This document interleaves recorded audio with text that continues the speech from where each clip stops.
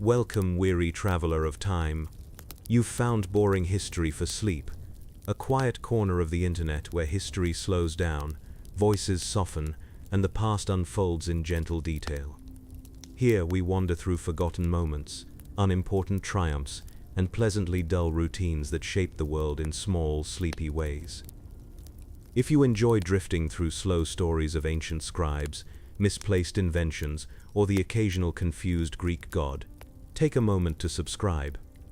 It helps this little channel keep the candle burning and ensures you'll always have another calm tale waiting when sleep feels far away. You have probably never thought of the goddess Athena sitting by a riverbank bored. Yet in the long afternoons of Mount Helicon, where the wind rustled through reeds and olive trees, even gods found themselves with time to fill. Athena, daughter of Zeus and embodiment of reason, was not known for leisure.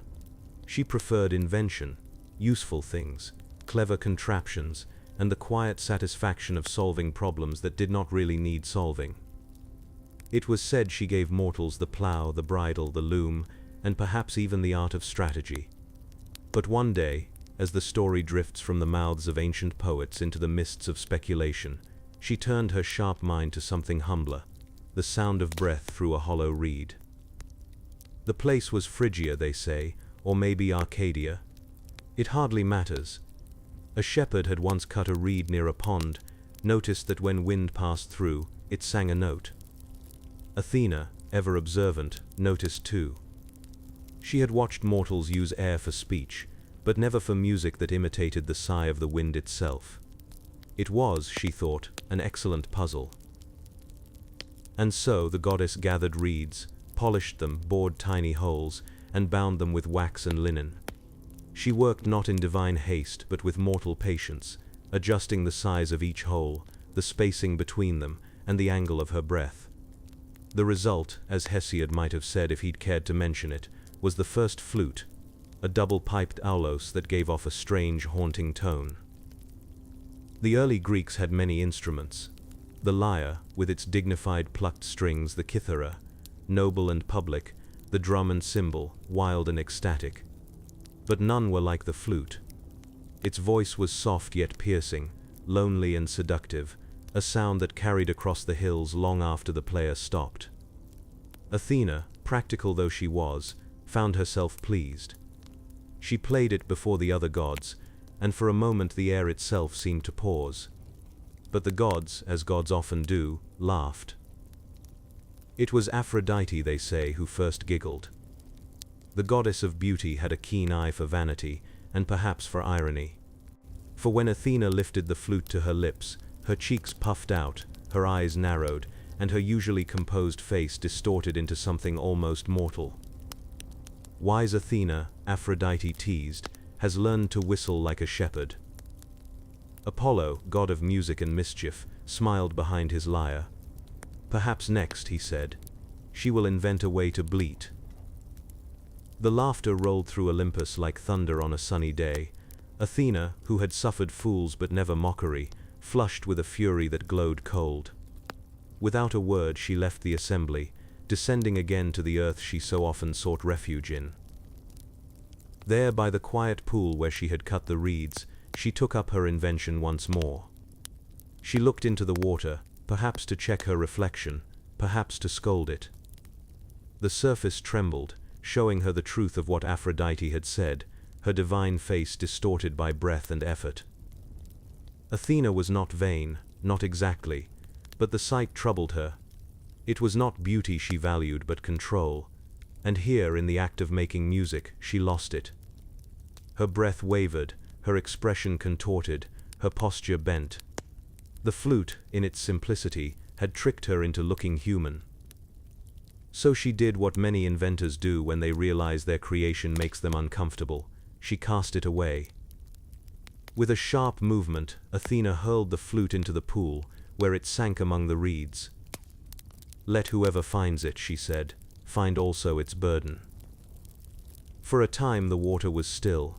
Then, from its depths, the instrument rose again, carried perhaps by the playful hand of the satyr Marsyas.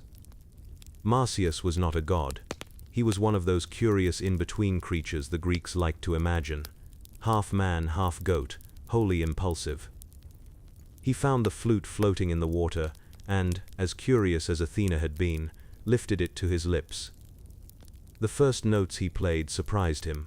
The second thrilled him. By the third, he was convinced that he had discovered something divine. And in a sense, he had. For the flute retained something of Athena's craftsmanship, a precision no mortal hand could match. When Marsyas played, the air shimmered, shepherds stopped their work, even the birds seemed to fall silent. He played until his cheeks ached, until his heart raced, until pride, always the companion of discovery, began to whisper. If I can play like this, he thought, what can Apollo do that I cannot? That, of course, was the beginning of his trouble. But before we follow Marsyas into his ill-fated contest, it's worth pausing here by the still water of that mythic pool. The invention of the flute, so small, so simple, was one of the earliest stories the Greeks told about technology, vanity, and the uneasy boundary between creation and control. In later centuries, philosophers would puzzle over it. Why, they asked, would Athena, goddess of wisdom, regret an invention? Was it because it revealed something unflattering about divine perfection? Or because, in giving mortals music, she gave them a power that even gods could not master, emotion untethered by logic? The ancient playwrights hinted that the flute was the sound of human excess. It was used in wild festivals, in ecstatic dances, in rites of Dionysus where order dissolved into chaos. Plato himself banned it from his ideal republic, calling it too passionate, too free. The lyre could teach discipline, the flute led to frenzy. And yet, even in the city-states that prized reason, the flute persisted. It was the instrument of processions, of sacrifices, of mourning. Soldiers marched to its rhythm, children learned to hum its tune. It accompanied tragedy and comedy alike, the breath of life itself turned into art. In that sense, Athena's invention escaped her. It became mortal, not divine, belonging to anyone who could breathe. Imagine for a moment the quiet of an ancient Athenian night. Oil lamps flicker along the narrow streets. From a nearby courtyard you hear the faint, reedy sound of an aulos. It is uneven, hesitant, played perhaps by a young apprentice or a weary servant. Yet the tune lingers in the air, curling like smoke between the columns of the Parthenon above. That was the legacy of Athena's brief experiment by the pool, not divine perfection, but imperfect persistence. The flute became a vessel of human breath, the most personal thing a person could offer the world. There's a kind of irony in that. The goddess who sought control gave mortals an instrument that refused to be controlled. Even now the flute's sound bends, slides, and trembles. No two notes are ever quite the same. When you listen to it, whether in an orchestra hall or a lonely hillside, you're hearing that same breath, stretched across millennia. And somewhere, in the cool shade of myth, Athena still listens. Perhaps she feels a flicker of pride, or perhaps she still regrets what she made, wondering if creation always leads to imperfection. Because the truth is, invention doesn't end with the inventor. Once something enters the world, whether it's a tool, an idea, or a song, it begins to live its own quiet life. And in the story of the flute, that life is about to take a turn, one that would pit mortal pride against divine art, and end, as such contests often did, in silence. But before that happens, it's worth asking. When Athena looked into the pool and saw her reflection distort, what did she really see? Vanity or vulnerability? And why did she regret the sound that had, for a fleeting moment, made even Olympus listen? When Marsyas discovered Athena's abandoned flute floating in the pool, he could hardly have known the chain of events he was setting into motion. To him, it was simply a curious reed, a small instrument that demanded attention. But instruments, once played, tend to take on lives of their own, and Marsyas quickly learned that the aulos, Athena's precise, carefully crafted flute, was unusually responsive to human breath. Each note demanded subtle control, every shift in pressure changed the tone. The instrument seemed to teach as much as it was played. Marsyas, being part satyr, part mortal, was both persistent and impulsive. He played for hours, then days, as the reeds echoed across forests and hills. Deer paused mid-graze, shepherds tilted their heads listening. Birds, unfamiliar with such human-made sounds, slowed their flights. Even the rivers seemed to respond, their gentle babble harmonizing with the first, trembling notes of the flute. With time, Marsyas grew confident. His pride swelled quietly at first, like a river gathering behind a dam, until it became impossible to ignore. He could play faster, longer, louder, softer. He could make the reeds tremble like the strings of Apollo's lyre. And in this quiet mastery, a thought crept into his mind, faint but insistent. Perhaps he could challenge the gods themselves. Apollo, god of music, was already known for his skill with the lyre. He represented order, logic, and harmony, the careful balance of strings and tempo. Marsyas, by contrast, played with impulsive creativity, notes bending and sliding unpredictably. It was only natural in the Greek imagination that a contest would arise. And in truth, contests between mortals or semi-mortals and gods were as common as clouds passing over Olympus. A testing of skill, patience, and endurance, often ending in moral or physical lessons. So Marsyas, with the flute tucked under his arm and his heart full of daring, proclaimed that he could play as well as Apollo. Perhaps better, perhaps with more feeling. And, as satyrs are wont to do, he boasted publicly, to anyone who would listen, that he could defeat the god himself. The news drifted up to Olympus, carried by whispers of nymphs and birds. Apollo, never one to ignore a challenge, descended in his golden chariot. The satyr's boldness amused him, and perhaps for a moment he considered letting it go. But the fates, who delight in teaching lessons in their slow, inexorable way, saw the potential for a story and nudged it forward. The contest, they said, would be simple. Both would play their instruments, and the gods would judge who had the superior skill. The audience consisted of other gods, nymphs, and an assortment of mythological beings, all gathered in a quiet glade. The setting was calm, serene, and almost soporific, with sunlight filtering through leaves, dew glinting on moss, and the faint smell of wildflowers. Marsyas started first. His notes rose from the flute with effortless liquid motion. He bent tones, twisted melodies, and let the sound linger in the air. There was spontaneity in every trill, a warmth and charm that no structured lyre could match.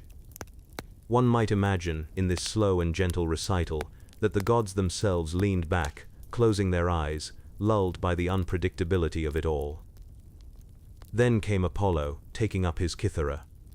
He plucked carefully, each note a perfect balance, each chord measured and even. The contrast between them was immediately clear. Apollo's music was disciplined, precise, and symmetrical. Marsyas's music was capricious, bending and dancing like a flame in the wind. The glade, for a moment, existed in two realms at once, the ordered and the improvisational. The contest continued. Hours passed. The gods, who do not tire as mortals do, watched silently. Yet even gods can be lulled into reflection when music is slow and deliberate. One might imagine the satyrs dozing lightly under the sun, and perhaps a nymph tracing patterns in the moss, barely aware of which note came from whom. And here, in the middle of the performance, is where the story turns from ordinary to peculiar. Marsyas, driven by the thrill of his own skill, suggested a new challenge. Not just who could play best, but who could play upside down. Or, in some versions, who could play while hanging from a tree by their feet. These absurd extensions were typical of Greek myth, demonstrating that contests often evolve into improbable spectacles. Apollo, always composed, agreed. Perhaps he sensed the futility of resisting, or perhaps the slow, measured reasoning of a god allowed him to see the instructional value in letting the mortal attempt. Marsyas, trusting in his own ability and the cleverness of the flute, took on the challenge with excitement. And yet, even as he positioned himself, breath ready, the reeds felt heavier in his hands. The notes, which had once danced freely, now labored to emerge. This moment is critical, though often overlooked. In the slow, nearly soporific telling of history, it is the small miscalculations that matter most. The way a single reed bends, the way the wind shifts, the way a satyr's hands sweat. These are the details that change the course of events, not the dramatic gestures that we expect from legend. Marsyas began to play, but the air trembled differently now. The reeds, not accustomed to upside-down pressure, squealed faintly. The notes fractured, the melody stumbled. Apollo, meanwhile, remained calm, strumming with ease. The contest, once a charming duel of skill, revealed itself as a lesson in humility and the limits of impulsive pride. Yet even in failure, the tale is oddly soothing. We see Marsyas, skilled and clever, struggling not with malice or punishment, but with the delicate mechanics of his own invention. He is patient, persistent, human in a way that gods often are not. And in this gentle struggle, one can almost imagine the audience, divine and mortal alike, leaning back, lulled by the imperfections, the unexpected squeaks, the slow unfolding of consequence. And here the narrative pauses. Because at this point, the contest has not yet reached its conclusion. The air still vibrates with the last trembling notes of the flute. The glade holds its breath. Even the gods seem to wait, in a rare moment of suspended judgment. What will happen when Apollo responds to Marsyas's faltering attempt? How does the divine order assert itself in such a seemingly trivial contest? And perhaps most quietly, one wonders, did Athena, somewhere on Mount Helicon or by a hidden pool, ever glance down and consider the flute she abandoned? Did she anticipate that her small, precise invention would travel from calm creation to chaotic performance? The answers are not yet known. As Marsyas struggled with the upside-down challenge, Apollo, with his golden kithara, strummed a response that was measured, serene, and nearly hypnotic. Each chord rang clear in the forest, vibrating against the trunks of olive trees and the smooth stones along the riverbank. Where Marsyas's notes were irregular, fluttering, and occasionally squeaky, Apollo's music flowed like a slow, steady stream. The contrast was not loud or dramatic, it was subtle, almost boring in its perfection, but it was impossible to ignore. The gods in attendance observed quietly. Hermes lounged beneath a tree, fiddling with his own lyre idly, while Dionysus yawned, leaning against a vine-draped rock. Even the Fates, who rarely showed emotion, seemed to pause their weaving to follow the measured rhythm. The moment was strangely still, yet full of life, as if the forest itself were holding its breath. Marsyas pushed through, refusing to abandon his pride, and continued to play the flute. He bent the notes, twisted the air, and tried to coax music from the reeds even in his awkward position. The sound was imperfect, sometimes jarring, sometimes hauntingly beautiful. There was persistence here, the kind that marks both human and mythical endeavor. Every note carried the echo of Athena's original intention, to create, to experiment, and to test the limits of control. But Apollo's music, unflustered, remained consistent. The air seemed to settle around him, and even the trees appeared to sway in harmony. The contrast between the two styles, the improvisational, emotional music of Marsyas and the controlled, disciplined tones of Apollo, was not merely about skill. It was a subtle lesson about balance, order, and the consequences of daring too boldly. At last, the contest ended. It was quiet and unceremonious. The god's judgment was clear, though delivered without fanfare. Apollo's skill surpassed Marsyas's in precision, endurance, and adaptability. Marsyas, though talented, had overreached. He had taken Athena's simple invention and pushed it beyond its original purpose. The result was both amusing and instructive. Yet even in this outcome, there is no dramatic punishment, no fiery wrath or violent spectacle. The Greeks, in some versions of the tale, narrate that Marsyas met a harsher end, flayed alive by Apollo, but in the quieter, more contemplative retellings, the story focuses on persistence, limitation, and the lesson embedded in small details. The true story, for those who prefer gentle reflection, is that the contest was about boundaries. What can be mastered, what cannot, and how even small inventions carry unexpected consequences. Athena herself remains largely absent from the scene, as she often is in myths concerning mortals who interact with her creations. She does not intervene. Her presence is implied in the careful craftsmanship of the flute, the original spark of invention, and the subtle beauty of the instrument's design. One imagines her watching from afar, noting both the ingenuity of Marsyas and the inevitable result. There is pride, yes, but also a quiet acknowledgement that creation, once released into the world, moves according to its own logic. The flute itself survived beyond the contest. Over centuries, it became a staple of Greek musical life. Unlike the kithara, which required structured performance, or the lyre, which demanded careful instruction, the aulos, Athena's original creation, adapted by mortals, was approachable, immediate, and deeply human. It accompanied sacrifices, celebrations, and quiet evenings alike. Its sound could be mournful or playful, solitary or communal. Each player interpreted it differently, allowing the instrument to live multiple lives across time and culture. And so, the legacy of Athena's brief experiment in music is not the dramatic contest with Apollo, nor the prideful mass. Imagine Paris in the early 1700s. You are walking along a cobbled street, and the sun has long set. The lamps lining the boulevards are few and far between, their flickering oil flames casting shallow circles of light. Shadows dominate the city, stretching across narrow alleyways, over market stalls, and into courtyards. The air carries the faint tang of smoke from hearths, mingled with the scent of bread, livestock, and damp stone. This was a Paris in which darkness itself was a problem, and the citizens, from merchants to magistrates, were slowly discovering how to manage it. Street lighting in early modern Paris was a patchwork. Wealthier neighborhoods had some illumination, usually oil lamps maintained by local guilds or private households. But most streets, particularly the winding back alleys of the Marais or the areas near the Seine's banks, were left to the night. For pedestrians, this meant slow, cautious travel.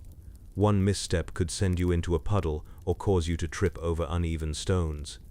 Crime, though not as rampant as later historians might imagine, was facilitated by this darkness. Pickpockets and petty thieves moved quietly among the shadows, avoiding the rare pools of lamplight. The city's authorities faced a slow-moving challenge. How do you light a sprawling, densely populated urban area without modern electricity? It wasn't simply a matter of putting out lamps, it required sourcing materials, distributing fuel, maintaining wicks, and coordinating labor. Oil had to be refined, containers manufactured, and lamp posts installed and repaired. Each step demanded time, manpower, and funding. Paris, in the 18th century, was growing rapidly, and the need for illumination was increasingly urgent. The lamps themselves were modest affairs. Early Parisian street lamps were often simple containers of oil with a wick, sometimes enclosed in glass to prevent wind from extinguishing the flame. Iron posts were spaced unevenly, depending on the wealth and influence of a neighborhood. Lamplighters, a distinct guild, were employed to fill, light, and trim the lamps each evening. Their route could be long and the work tedious, involving ladders, buckets of oil, and careful attention to each flame. The city's bureaucracy slowly realized that a coordinated approach was necessary. In 1667, under King Louis XIV, a royal edict established a more formal system of street lighting. Lamps were numbered, and schedules were created for refueling and lighting. Yet even this plan was far from perfect. Supplies of oil were inconsistent. Lamplighters often worked slowly or missed streets, and the expansion of the city frequently outpaced administrative control. In short, the solution to darkness was a work in progress, and it progressed very slowly. By the early 18th century, Paris faced a practical crisis. The population had grown, and urban life demanded more reliable lighting. Markets stayed open later, social gatherings extended into the evening, and theater and street entertainment flourished. Yet for ordinary Parisians, walking the streets after sunset could still be perilous. Reports from the time describe long periods when entire districts were effectively unlit, leaving inhabitants to navigate by moonlight or candle carried in hand. The authorities experimented with incremental solutions. New lampposts were erected in wealthy districts, where merchants could afford to contribute to maintenance. Oil production was encouraged through incentives for suppliers, though the quality of the oil varied and sometimes created smoky, unpleasant flames. Lamplighters were organized into patrols, each responsible for a stretch of street, with schedules meticulously noted in ledgers. The work was methodical, slow, and essential, yet rarely celebrated. One can imagine the life of a lamplighter. They rose in the late afternoon to prepare their oil and tools, checking each container for proper fill and inspecting wicks for wear. As dusk fell, they moved through the city at a measured pace, lighting each lamp in sequence. After the initial illumination, they returned to trim wicks, replace burnt oil, and ensure the flame remained steady. It was quiet, repetitive work, requiring patience and attention to minor details. Yet the results, though modest, transformed daily life. Streets became safer, commerce could continue later, and the city took on a calmer, more orderly appearance. The task of lighting Paris was also politically significant. A well-lit city projected order, civility, and royal authority. Louis XIV and his successors understood that illumination was both a practical matter and a symbol of control. Citizens could move safely, commerce could proceed smoothly, and crime could be subtly deterred. The bureaucrats overseeing the lamp system had to reconcile the technical challenges with public expectations, ensuring that even in a slow, painstaking process, the city's image was maintained. Yet, darkness persisted. Not all neighborhoods could be reached on schedule. Supply shortages meant that some lamps flickered weakly or went out altogether. Lamplighters, despite their diligence, could be delayed by weather, traffic, or illness. Citizens adapted. They carried personal candles, avoided poorly lit streets, or relied on the guidance of neighbors familiar with the hazards. Nighttime in Paris remained a slow, measured negotiation between human planning and environmental reality. Interestingly, the evolution of the city's lamp system illustrates the slow accumulation of small solutions over time. Each year, incremental improvements were made, additional posts erected, oil supplies increased, lamplighter routes refined. These measures did not immediately illuminate every street, but they established a framework for gradual progress. Over decades, the city moved from scattered pools of lamplight to a network that supported the rhythms of urban life. And yet, even as efficiency improved, new problems arose. Maintenance remained a daily concern. Lamps burned out, posts rotted, and oil could be contaminated or spilled.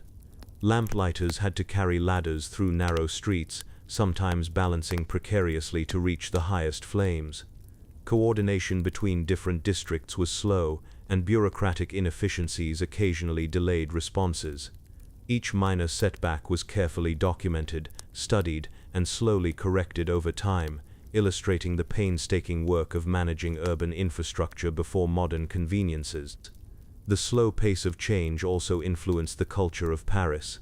Social life adapted to partial illumination.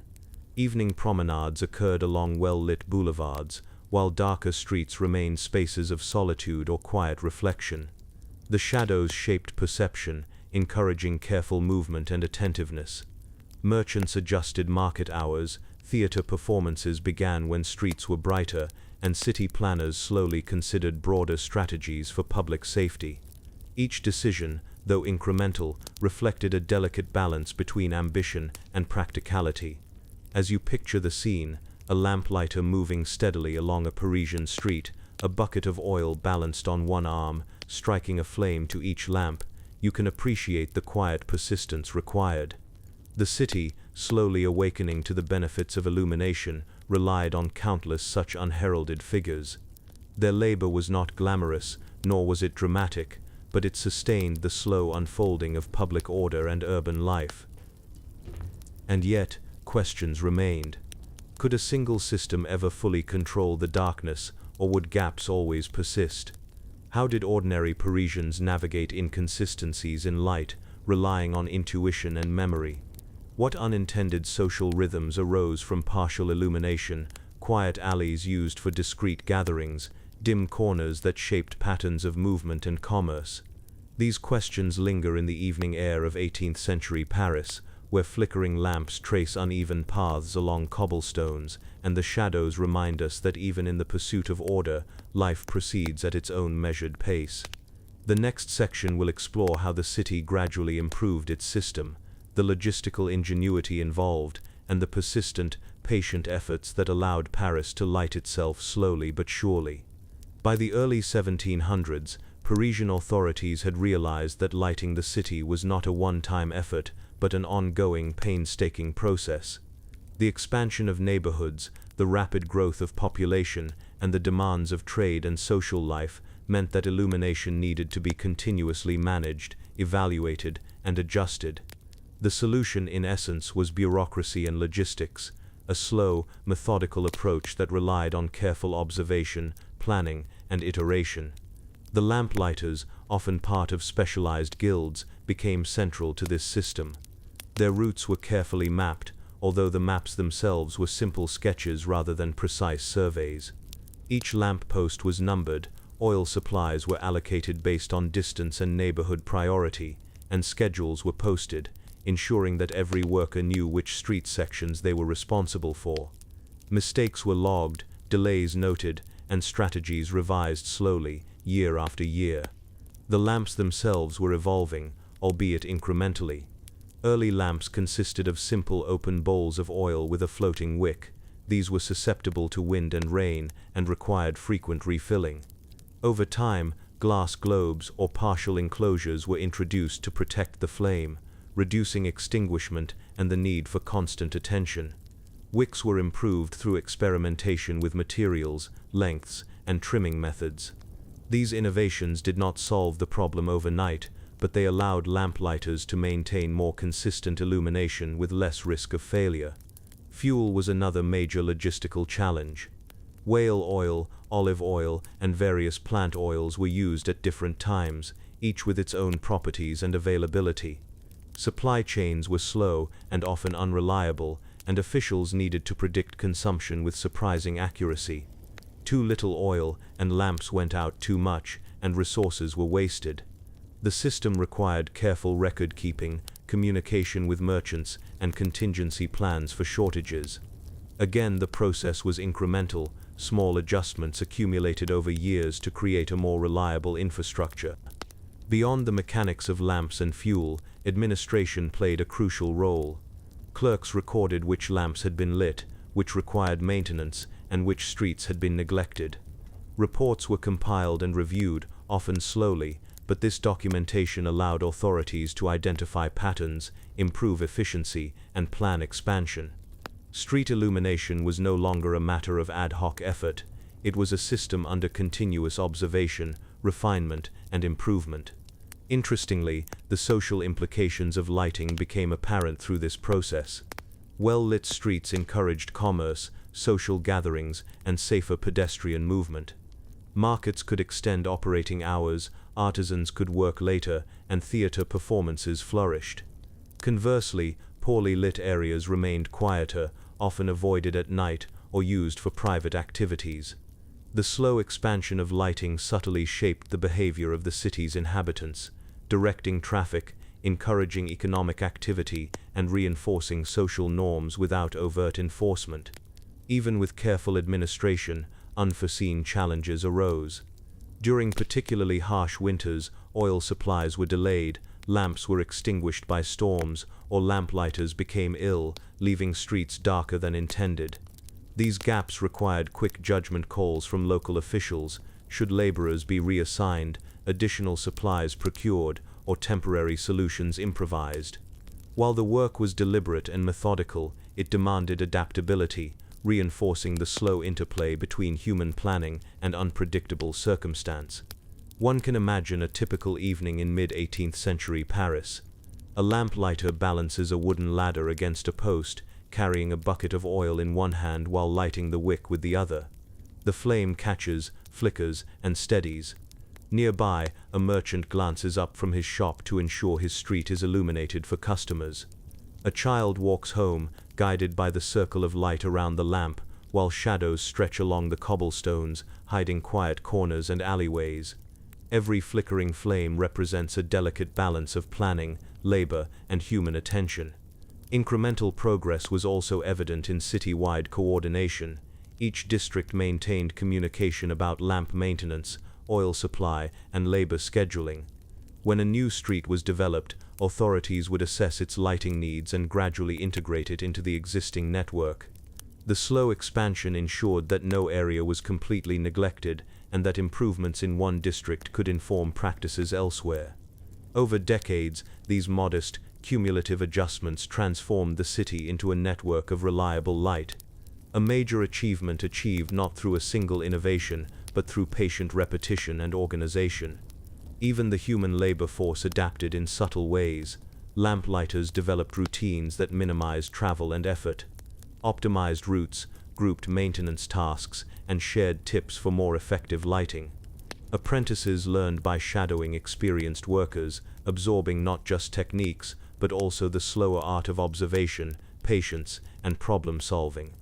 Each generation inherited a slightly improved system, building on decades of accumulated experience, trial, and careful adjustment. The benefits of the evolving system were tangible. Nighttime commerce increased, crime was subtly deterred, and citizens felt a sense of security in illuminated streets. Social patterns shifted as people adjusted to the new rhythms of light. Well-lit boulevards became spaces for evening promenades and cultural gatherings, while darker streets preserved quieter, private zones. In essence, the slow expansion of lighting shaped the lived experience of Paris, illustrating how mundane, repetitive labor could guide urban life and social behavior. Yet, even as improvements progressed, uncertainty remained. Supply shortages, bad weather, or uncooperative lampposts could leave streets dim. Citizens developed coping strategies, carrying candles, traveling in groups, or avoiding particular routes. The lamplighter's success was never absolute, highlighting the tension between human effort and environmental or logistical limitations. The slow, deliberate pace of problem-solving became not just a necessity, but a defining feature of Parisian life. And as the city gradually expanded its lighting network, authorities began to measure its effectiveness. They recorded which streets experienced consistent illumination, which neighborhoods lagged, and how improvements impacted commerce, safety, and social patterns. These observations, slowly compiled and refined, formed the foundation of urban planning that would persist into future centuries. In this context, even the most repetitive, mundane tasks, carrying oil, lighting wicks, maintaining posts, took on quiet significance. They demonstrated the importance of persistence, patience, and careful attention to detail.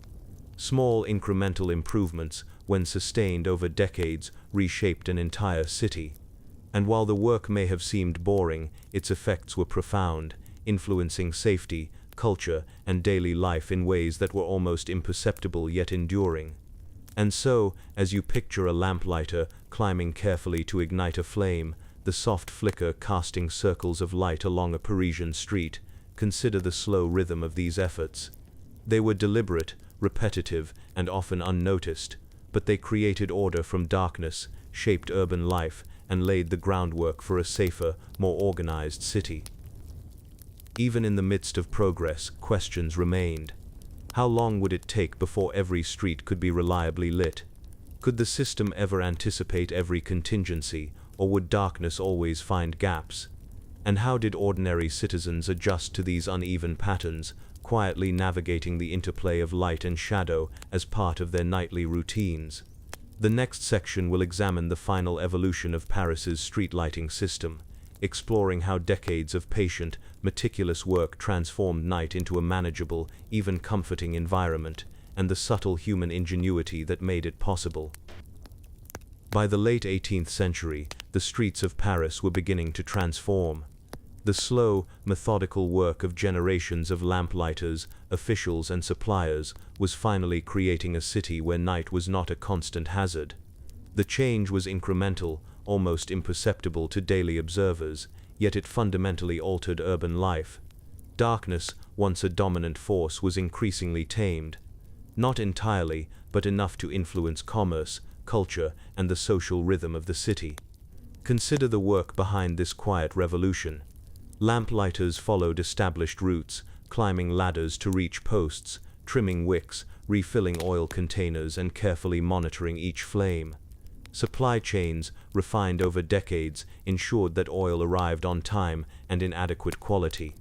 Local authorities coordinated routes, schedules, and maintenance tasks, continually adjusting for the growth of the city and the arrival of new streets. Bureaucracy moved slowly, yes, but it moved persistently, and persistence is the quiet engine of progress. Even with improvements, the system remained imperfect. Some streets were brighter than others, some lamps flickered or went out, and citizens still carried candles for extra safety. Yet these imperfections were no longer crises, they were manageable inconveniences, minor deviations in a slowly perfecting system. Citizens adapted, lamplighters adjusted, and the network grew stronger with each passing year. The broader impact of this illumination was subtle but profound.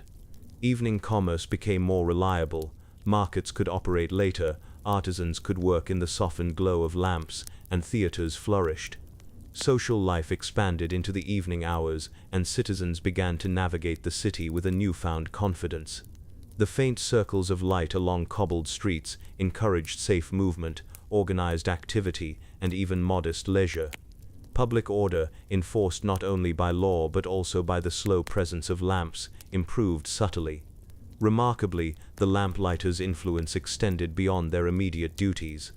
The slow, repetitive work of lighting, refilling, and maintaining lamps created a pattern of care that shaped social norms and expectations. Well-lit streets became spaces of commerce, social interaction, and observation, while dimmer areas preserved quiet solitude. The city's structure, both physical and social, responded to the uneven distribution of light, shaping movement, behavior, and even culture in subtle ways. From a bureaucratic perspective, this slow improvement illustrated the power of incremental change. Authorities recorded failures and successes, refined schedules, and slowly optimized supply chains. Each year's small adjustments accumulated into long-term progress. What seemed like boring, repetitive work, writing reports, mapping lamp locations, counting oil supplies, formed the foundation of a modern urban system. In essence, Paris became a city illuminated not only by oil and flame, but by careful planning, observation, and persistent effort. The human element remained central. Lamplighters themselves developed routines that minimized inefficiency. Mapping optimized paths, grouping maintenance tasks, and sharing tips for more consistent flames. Apprentices absorbed both technique and temperament, patience, attentiveness, and an understanding that slow, repetitive labor could shape public life in ways that were almost invisible but deeply consequential. Their work was a quiet meditation on the interplay between human diligence and environmental limitations. Interestingly, the evolution of street lighting also prompted early reflections on urban management. Officials noticed how illumination influenced social patterns. Well-lit boulevards encouraged evening promenades, dimly lit alleys became spaces for private activity, and the gradual extension of light shaped perceptions of safety. The slow process of illuminating the city was more than technical, it was social and cultural, affecting rhythms of daily life, economic behavior, and collective experience. Imagine Constantinople in the mid-16th century. The city hums with activity. Merchants trading silks and spices, ferryboats gliding along the Bosphorus, and the call to prayer echoing from minarets. Amid this bustle, a new kind of establishment begins to take shape, an institution that will quietly reshape social life, commerce, and the very pace of urban existence. The coffee house. These early kavahane are modest, often small rooms tucked between bustling streets or along the edges of busy markets. Yet inside them, an entirely new form of human patience is being cultivated. Coffee, imported from Yemen via the Ottoman trade routes, is itself a novelty. Its aroma fills the room as the first batches are roasted over small open fires. The beverage is dark, bitter, and unfamiliar to most locals, yet its effects are immediately compelling. Alertness, mild stimulation, and a subtle warmth that invites conversation and contemplation. For patrons, drinking coffee is not just about taste. It is about ritual, a slow, deliberate process that encourages observation, reflection, and social interaction. Inside these coffee houses, the pace of life shifts. Patrons arrive, remove their outer garments, and settle into small stools or cushions. Small copper pots, called sezvir, are used to brew the coffee carefully over low flames, and each cup is prepared with attention to detail. The process cannot be rushed. Pouring, simmering, and resting the grounds requires patience. This deliberate pace becomes the rhythm of the coffee house itself. The ritual of waiting for coffee transforms ordinary moments into a slow, shared experience. Customers exchange greetings, discuss news from distant provinces, and play games such as tavla backgammon while they wait. Merchants may negotiate deals, scholars debate ideas, and artisans relax after long hours of labor. The coffee house, initially modest and quiet, becomes a microcosm of social life. A place where patience is cultivated, conversation flows gently, and the rhythms of the city are mirrored in small, deliberate actions. The architecture of these early coffee houses supports this slow tempo. Rooms are often low-ceilinged and intimate, with benches along the walls and small tables in the center. Light filters through windows, casting muted patterns on the floors and walls. The furnishings are simple but functional, emphasizing comfort and prolonged engagement rather than spectacle. Every element of the space, lighting, seating, and layout, encourages lingering, observation, and slow interaction. Coffee itself demands attention. The beans must be roasted to a precise darkness, ground finely, and brewed in measured quantities. Too much heat or insufficient stirring can ruin a batch. Patrons learn to watch the small bubbles, the formation of crema, and the settling of grounds. This observation, repeated countless times, develops a quiet, almost meditative discipline among both brewers and drinkers. The act of waiting for the coffee transforms into a subtle training in patience, mindfulness, and careful attention to detail. Socially, the coffee house introduces a rhythm unlike any other urban space. Unlike taverns or bathhouses, which encourage consumption or relaxation in bursts, the coffee house emphasizes extended presence. One does not simply drink and leave. The ritual requires time, repeated attention, and engagement. Patrons learn to fill minutes with conversation, observation, or quiet reflection. In this way, coffee houses cultivate a slow, deliberate pace that contrasts with the surrounding bustle of Constantinople. The Ottoman authorities quickly notice both the appeal and the influence of coffee houses. Initially tolerated as social spaces, they gradually recognize that these establishments foster conversation, debate, and the exchange of information. Records indicate that early coffee houses became venues for news sharing, minor political discussion, and intellectual discourse. The slow, patient gathering of people sipping coffee and talking quietly creates a subtle form of civic engagement, all without the need for formal institutions or ceremonies. Economic considerations are equally important. Coffee, imported at considerable cost, represents a small but profitable trade. Merchants supplying beans, vessels, and equipment benefit from the steady patronage of coffee houses. The slow, repetitive nature of the business roasting beans daily, brewing carefully, serving patrons one cup at a time, ensures predictable income and the opportunity for meticulous quality control. The economic rhythm reinforces the social and cultural rhythm, slow, deliberate, patient, and precise. Patrons themselves develop small personal rituals. One might measure the correct amount of sugar or cardamom, observe the perfect brewing temperature, or adjust the flame beneath the sezvir. Others practice small games of calculation or memorization while waiting. Even the act of stirring or tasting becomes a measured, intentional practice. The repetition, though mundane, cultivates focus and calm, transforming a simple beverage into a medium for quiet discipline and reflection. Coffee houses also emphasize inclusivity within limits. Men from different social strata mingle, artisans, clerks, scholars, and minor officials sharing space and conversation in a slow, regulated fashion. Seating arrangements encourage lingering rather than hurried interaction.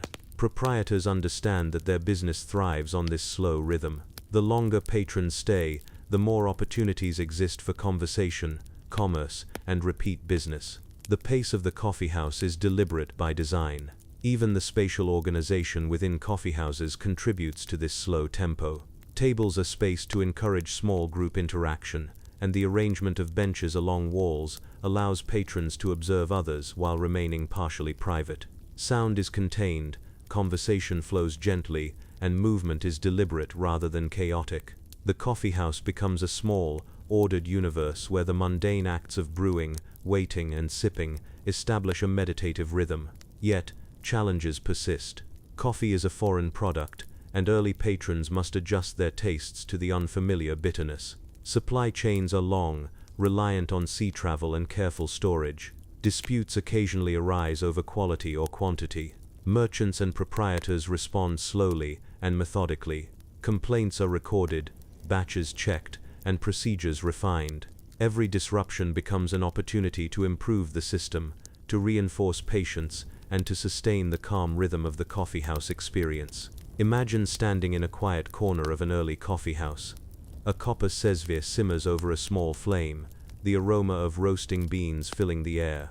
Patrons sit in small groups, talking quietly, sipping slowly, and occasionally glancing at the rising steam.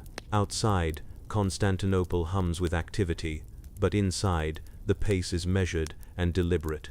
Every action, pouring, stirring, tasting, conversing, is part of a slow dance that balances the demands of business, social life, and personal reflection. Even the minor imperfections, the occasional spill, the miscalculated measure of sugar, or the uneven roast, become part of the rhythm. Patrons learn to accept these small disruptions, adjusting expectations and developing tolerance for unpredictability. The art of waiting, once novel, becomes second nature, teaching patience, mindfulness, and subtle appreciation for the slow unfolding of daily life. And yet, questions linger. How did these early coffee houses influence broader Ottoman culture? What innovations arose in brewing, service, or social etiquette as the ritual of coffee matured? How did the slow, deliberate pace of these spaces intersect with the fast-moving political, economic, and social currents of Constantinople? These questions will guide the next section, which explores how coffee houses became centers of social coordination, intellectual exchange, and urban patience, all built on the quiet, repetitive rituals of brewing, waiting, and sipping coffee. As the 16th century progressed, Ottoman coffee houses in Constantinople evolved from small, quiet rooms into structured spaces that subtly shaped social life and urban rhythm. The ritual of brewing and drinking coffee remained central, but proprietors and patrons alike discovered that these spaces served multiple purposes beyond simply satisfying a taste for a new beverage. Coffee houses became arenas for slow, deliberate coordination of conversation, commerce, and civic observation, where the act of waiting itself created structure, patience, and social cohesion. Inside a typical coffee house, time is measured by the preparation and consumption of coffee. The sesvier simmers over a small flame, and the brew is watched carefully for the rise of foam, the subtle shift in aroma, and the darkening of the liquid. Patrons learn to pace themselves according to these rhythms, sipping slowly, engaging in conversation, or playing games such as tavla. The time between the first aroma and the final sip is not wasted, it is the core of the experience, cultivating mindfulness, patience, and awareness. Proprietors quickly realized that managing the flow of patrons required careful attention. Too many guests crowded together, and the quiet, deliberate atmosphere could be disrupted too few, and the business could falter. Tables were arranged to allow for small groups, benches placed along walls to encourage observation and gentle engagement, and the brewing process itself was staggered to maintain a steady, predictable rhythm. Every small adjustment reinforced the slow, calming tempo that became the hallmark of Ottoman coffee houses. Merchants, scholars and bureaucrats used coffeehouses as informal centers of commerce. Agreements were discussed, minor contracts negotiated, and information exchanged, all conducted at a measured pace. The slow rhythm of coffee preparation created natural pauses in conversation, allowing deliberation before decisions were made. Even seemingly mundane tasks, pouring coffee, stirring sugar, checking the consistency of foam, became integrated into this broader pattern of patient social coordination. Beyond commerce, coffeehouses fostered intellectual exchange. Patrons discussed literature, philosophy, poetry, and current events. Conversations were tempered by the slow pace of the environment. Interruptions were discouraged, and dialogue unfolded in deliberate turns. The ritual of waiting for coffee encouraged listening, reflection, and careful articulation of ideas. Even the act of stirring or tasting became a subtle form of meditation, reinforcing the attentive, deliberate habits that shaped conversation. The physical layout of coffeehouses supported this rhythm. Low lighting, benches along the walls, and the gentle aroma of coffee created an environment conducive to lingering. Patrons could observe others without intrusion, practice self-restraint in conversation, and adjust their behavior to the measured pace of the space. Proprietors encouraged these behaviors by managing seating, brewing times, and service, cultivating an atmosphere in which patience and attentiveness were rewarded socially and commercially. Supply chains played a role in this slow tempo as well. Coffee beans were imported from Yemen or further afield, roasted and ground carefully, and brewed in small quantities. Any error in storage or preparation could disrupt the rhythm of the coffeehouse. Proprietors developed meticulous routines, rotating stock to ensure freshness, timing roasting precisely, and supervising brewing carefully. These measures ensured that each cup was consistent, reinforcing the slow, reliable cadence of consumption that defined the space. Patrons themselves became attuned to the rhythm. Regular visitors learned the subtle signs of a properly brewed cup, the rise of foam, the subtle aroma, the slight resistance of the liquid when stirred.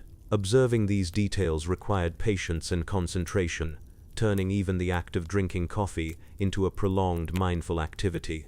In this way, the coffeehouse trained both the mind and the body to engage with the world in a deliberate, measured fashion.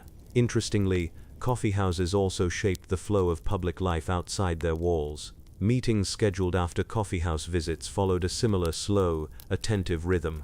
Merchants moved deliberately, negotiations proceeded with pauses for reflection, and social interactions were tempered by the habit of careful observation cultivated indoors. The slow tempo of the coffeehouse subtly influenced broader patterns of behavior, demonstrating the quiet power of repetitive, measured rituals in shaping social norms.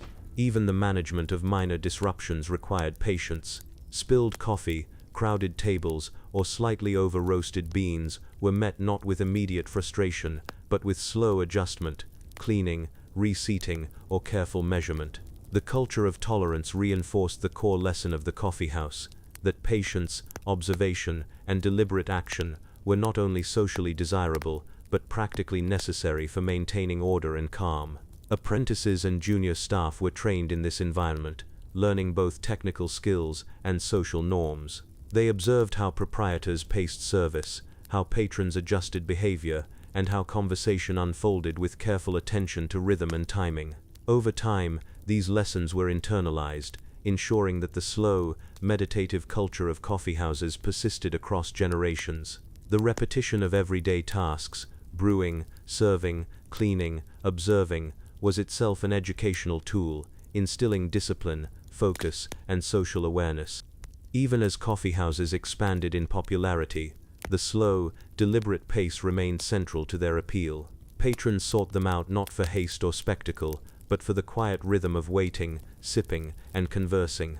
The spaces offered a respite from the hustle of Constantinople, a controlled environment in which time unfolded predictably, and every action, however small, contributed to a larger pattern of social and personal engagement. The result was a cultural institution that intertwined commerce, social life, and personal discipline. Coffeehouses became more than places to drink, they became centers of patient coordination, attentive observation, and subtle social control. They demonstrated that a slow, deliberate environment could shape behavior, reinforce norms, and cultivate both civility and focus. The quiet labor of brewing, serving, and consuming coffee had effects far beyond the immediate moment. It structured the rhythm of urban life in profound, enduring ways. Yet questions linger. How did coffeehouses adapt to fluctuations in supply or the introduction of new patrons? How did they maintain social cohesion as their popularity grew? And what innovations in brewing, conversation, and service emerged as proprietors and patrons responded to the challenges of scale, human error, and cultural expectations? The next section will explore the final evolution of Ottoman coffeehouses, examining how these slow, ritualized spaces shaped urban life, social interaction, and cultural habits, all through the simple act of waiting for coffee. By the late 16th and early 17th centuries, Ottoman coffeehouses in Constantinople had become firmly established as spaces where slow, deliberate routines shaped both social and urban life. What began as small, modest rooms for the preparation and consumption of coffee had evolved into cultural hubs where patience, observation, and measured social interaction were not only encouraged but required. The coffeehouse became a place where time itself was experienced differently, a controlled environment in which the ordinary act of waiting was transformed into a subtle art form. Inside a well-established coffeehouse, the pace is almost hypnotic. The sesvia simmers over low flames, releasing the familiar scent of dark, bitter coffee into the air. Patrons sit quietly or engage in gentle conversation, occasionally glancing at the rising foam or sipping carefully. The rhythm of service, the repetition of preparation, and the predictability of the environment create a meditative tempo, encouraging reflection and attentiveness. Even the simplest actions, pouring, stirring, tasting, become exercises in patience and mindfulness. The proprietors, having learned from years of experience, orchestrate this rhythm with care. Tables are arranged to balance visibility and privacy. Brewing is timed to maintain a steady flow of service, and minor disruptions are handled calmly and methodically. The coffeehouse is not chaotic or hurried, it is deliberate, predictable, and carefully maintained. Each small act, repeated hundreds of times daily, reinforces a culture of patience, attentiveness, and social harmony. This slow tempo shaped social dynamics in subtle ways. Men from various social classes, artisans, clerks, merchants, and scholars, shared space, each learning to engage in conversation with attention, restraint, and reflection. Discussions unfolded gradually, opinions were expressed thoughtfully, and listening was as important as speaking. The coffeehouse trained patrons in social discipline, teaching that measured dialogue and patience were valuable skills, both for personal and civic life. The economic rhythm of the coffeehouse mirrored this social rhythm. Coffee, imported from Yemen and beyond, required careful storage, roasting, and brewing. Proprietors managed supply chains with precision, rotating stock to ensure freshness, supervising preparation, and documenting transactions meticulously. Each step was repetitive but essential, forming a reliable system that supported both commerce and social engagement. The slow, attentive work of proprietors and clerks ensured that every cup met expectations, reinforcing trust and continuity among patrons. Even minor imperfections were incorporated into the rhythm. A slightly over-roasted batch, a spilled cup, or a crowded table did not disrupt the overall experience. Patrons and proprietors adapted gradually, learning to adjust expectations and maintain the gentle flow of the environment. In this way, coffeehouses cultivated tolerance, flexibility, and mindfulness virtues that extended beyond the walls of the establishment into the broader social fabric of the city. The influence of coffeehouses reached into intellectual life as well. Scholars debated literature, poetry, and philosophy. Merchants shared news from distant provinces, and bureaucrats quietly observed patterns of behavior and social interaction. The measured pace of coffee preparation created natural pauses in conversation, allowing reflection before response. By structuring time through ritual and repetition, coffeehouses encouraged both intellectual engagement and disciplined social interaction. Apprentices and younger staff played a key role in preserving this culture. By observing the careful movements of proprietors and the measured behaviors of patrons, they learned both practical skills and social norms. Repetition, slow observation, and careful imitation were the primary tools of education, ensuring that the knowledge and habits of coffeehouse operation persisted across generations. These small, repetitive actions, brewing, serving, cleaning, recording, were themselves a form of cultural transmission, sustaining both business practices and social decorum. The physical environment also reinforced the slow tempo.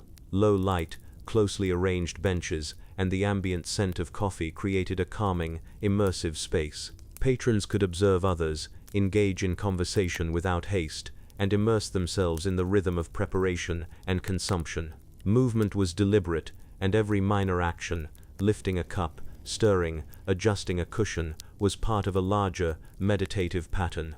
Even the ambient noise of simmering pots and soft conversation contributed to a gentle, structured atmosphere that reinforced patience and attentiveness. As the popularity of coffeehouses grew, their influence extended beyond the establishment itself. The slow, ritualized habits developed within waiting, observing, and engaging deliberately carried into the daily lives of patrons. Negotiations became more measured, social interactions more attentive, and public behavior subtly shaped by the meditative pace cultivated in these spaces. The coffeehouse created a ripple effect, demonstrating how small, repetitive routines could shape broader social and cultural patterns. Importantly, the slow, deliberate culture of the coffeehouse thrived despite imperfections and challenges. Supply shortages, human error, or minor disputes were managed calmly and methodically. Patience, observation, and repetition were not optional. They were essential to sustaining the rhythm that defined these spaces. In this sense, coffeehouses embodied a philosophy of incremental mastery, progress achieved through careful attention to small, repetitive actions rather than dramatic interventions. Imagine a scene at dusk. A patron settles on a bench, watching steam curl from a freshly brewed cup. Across the room, another stirs sugar into the coffee with deliberate care, while a third flips a backgammon piece after a slow, thoughtful move. Outside, Constantinople's streets remain bustling, but inside, time stretches gently, measured by the rhythms of preparation, conversation, and reflection. Each movement contributes to a collective pattern of attentiveness and patience. By the early 17th century, the Ottoman coffeehouse had become an institution, a place where the ordinary act of waiting had been transformed into an enduring cultural practice. The slow, methodical rituals of brewing, serving, and consuming coffee fostered attention, patience, and social cohesion. They created an environment in which the quiet repetition of small tasks accumulated into meaningful social, economic, and cultural outcomes.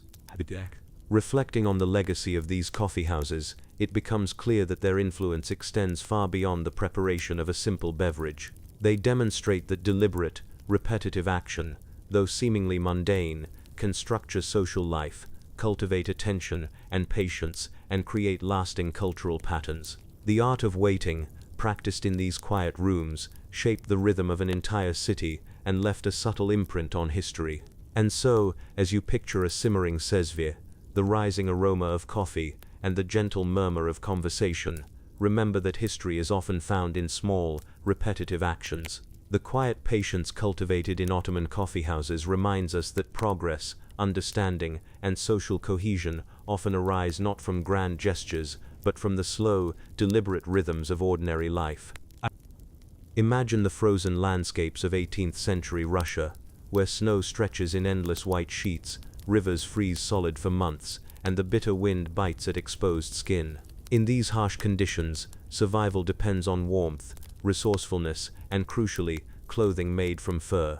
From St. Petersburg to the remote reaches of Siberia, a specialized group of artisans, furriers, developed a meticulous, slow-moving craft that required extraordinary patience, attention to detail, and endurance. Their work, while repetitive and highly technical, was vital. It kept nobles, merchants, and laborers alike from succumbing to the bitter cold. Russian furriers of this era were not merely tailors, they were skilled observers of material, anatomy, and technique. Each fur coat, hat, or mitt required careful selection of pelts, precise measurement, and systematic assembly. The materials themselves were diverse: sable, fox, ermine, and beaver, each with its own texture, density, and thermal properties. The furrier's skill lay in understanding these nuances and applying them in a methodical, almost meditative process. Work began with the inspection of pelts. A furrier would examine every tail, whisker, and hair pattern, noting imperfections, density variations, and softness. Even small flaws, an irregular patch of fur, a slightly damaged skin, could compromise the warmth, durability, or appearance of the final garment. Each pelt's attributes were carefully logged, often with drawings or notes in personal notebooks, forming a quiet record of quality and characteristics. Measurement followed. Unlike simple cloth, furs could not be cut haphazardly. Artisans measured each piece multiple times, sometimes using strings or templates to ensure precision. The aim was not merely to achieve fit, but to maximize warmth and utility while minimizing waste. The Siberian winters were unforgiving, and a poorly constructed coat could mean frostbite or worse. Each cut, each seam, was executed slowly and deliberately, reinforcing the rhythm of repetitive, patient labor that characterized the craft. Preparation of the pelts was equally methodical. Furriers would scrape, soften, and treat skins, ensuring they retained their insulating properties and remained pliable. This process could take days, requiring careful attention to moisture, temperature, and pressure. Improper treatment could harden the pelts, reduce their warmth, or make sewing difficult. Artisans developed techniques passed down through generations, honed by years of repetition, observation, and quiet experimentation. Sewing and assembly required extraordinary patience. Individual hairs had to be aligned carefully, seams stitched to prevent gaps, and layers arranged to trap heat efficiently. Work progressed slowly, often under dim candlelight or natural daylight filtered through frosted windows. Each coat could take weeks to complete, a slow testament to skill, endurance, and meticulous attention to detail. Apprentices learned not through lectures but by observation, repetition, and long hours practicing the deliberate movements of their masters. The trade was organized with strict attention to order and record-keeping. Masters tracked inventory of pelts, noting origin, size, and quality. Each client's request was carefully documented, including body measurements, intended use, and stylistic preferences. Clerks or apprentices often maintained ledgers, recording purchases, completed garments, and delivery schedules. This slow accumulation of data allowed furriers to plan work, predict demand, and maintain consistent quality across clients and seasons. Challenges were constant. Fur supplies were subject to natural fluctuations. Harsh winters, predator populations, and seasonal variations affected availability. Artisans had to adjust for these factors, selecting alternative pelts, modifying designs, or delaying production. Each adjustment required careful thought and calculation, emphasizing that even in a seemingly repetitive trade, adaptability was essential. The social dimension of furrier work was subtle but present. Clients ranged from aristocrats to merchants, each expecting precision, warmth, and aesthetic quality. Furriers learned to balance client expectations with technical limitations, negotiating minor adjustments and managing delivery timelines. Repetition, patience, and careful observation became the foundation of social trust. A well-made coat reflected not just skill, but reliability, discretion, and dedication. Imagine a workshop in St. Petersburg on a bitter winter morning. Light streams through frost-lined windows, illuminating a long wooden table strewn with pelts, strings, and small tools. The furrier kneels over a sable pelt, inspecting each hair for density and alignment, slowly adjusting and trimming as necessary. An apprentice sits nearby, quietly recording observations, occasionally mimicking the master's careful movements. Outside, the streets glisten with ice, carriages crunch over frozen snow, and pedestrians bundle themselves against the cold. Every careful action inside the workshop contributes to survival, warmth, and social standing in a world dominated by harsh climate. Even minor errors could have outsized consequences. A misaligned seam might reduce warmth, a misjudged cut could ruin an expensive pelt, and a poorly timed delivery could leave a client exposed to extreme cold. These risks ensured that repetition, patience, and meticulous care were not mere virtues, but essential survival strategies. Each coat was a microcosm of careful planning, slow labor, and quiet observation, representing the culmination of human ingenuity applied to a harsh natural environment. And yet, despite the slow, painstaking work, furriers also engaged in subtle experimentation. They tested new stitching techniques, layering methods, and pelt treatments, always observing the effects of minor changes. The trade balanced repetition with innovation. Each small improvement, recorded in practice and memory, accumulated over decades, refining techniques that ensured efficiency, warmth, and aesthetic appeal. This combination of patience, precision, and quiet innovation exemplifies the overlooked but vital role of mundane labor in shaping history. Furriers were not famous political figures or generals, yet their work sustained life, commerce, and culture in one of the harshest environments in Europe. The slow rhythm of inspecting, measuring, cutting, and sewing formed the backbone of a trade that allowed both ordinary citizens and elites to survive and thrive. Yet questions remain. How did furriers coordinate with traders and hunters to ensure consistent supply? How did apprentices master techniques that took years to perfect? What innovations eventually emerged that subtly changed the pace or precision of the trade? These questions will be explored in the next section as we trace how Russian furriers refined their craft, adapted to logistical challenges, and preserved their skills through slow, methodical labor across generations. The work of 18th-century Russian furriers was defined not only by patience and precision, but also by the constant need to adapt to practical challenges. A coat that performed well one winter might fail the next if the supply of pelts changed, or if weather conditions became more extreme. Furriers therefore developed systematic methods for quality control, inventory management, and incremental innovation, ensuring that their labor, slow and meticulous as it was, remained effective and relevant in an unpredictable environment. Inventory management was central to the furriers' practice.